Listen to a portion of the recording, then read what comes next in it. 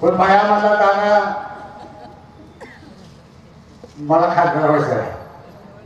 मी म्हटलं ठीक आहे, हो पण शब्द द्यावा लागतो उत्तमरावला. मी म्हटलं ठीक आहे तू शब्द, आणि शब्द दिला. हा उत्तमराव माझे 35 कोटी रुपये गेले. तो मला शब्द दिल्यामुळं निवडणूक लागायच्या आधी, मागची निवडणूक लागायच्या आधी आम्हाला रामभाऊ मागायला राहता, त्याला आम्ही तुम्हाला 35 कोटी रुपये देतो, फक्त आम्हाला आत्मपट्टी बघा. रामभाऊला सांगितलं ते जमायचं नाही. आखडून माझ्या बारक्या पोराला दिलं शब्द सुद्धा मी पाळतो. मला ते देवेंद्र फडणवीस साहेबांकडे गेले, येऊन गेलं.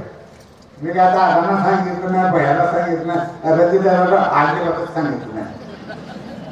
आम्ही गेलो तिथं बसलो थोडं, आणि फडणवीस साहेबांना सांगून आलो, मी आत्तापर्यंत आयुष्यामध्ये लहान मुलाला दिलेला शब्द देखील मी म्हणलेला नाही, आणि त्याप्रमाणे सांगून आलो. आणि दुसरं सांगतो तुम्हाला,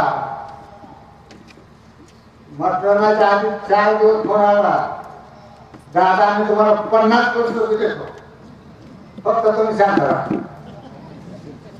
50 कोटी पाणी पडले माझ्या.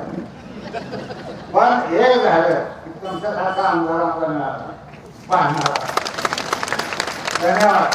पण हे विसरू नका, माझे 50 कोटी तुम्ही द्यायचे मला. एक लक्षात घ्या की 52 सालांमध्ये आकृती नागरिक होते, तसं आज देखील आकृती नागरिक आहे. देश विदेशातील प्रत्येक घडामोडींचे लाईव्ह अपडेट मिळवण्यासाठी आता साम टीव्हीच्या सर्व सोशल मीडिया प्लॅटफॉर्मला लाईक, फॉलो आणि सबस्क्राईब करा.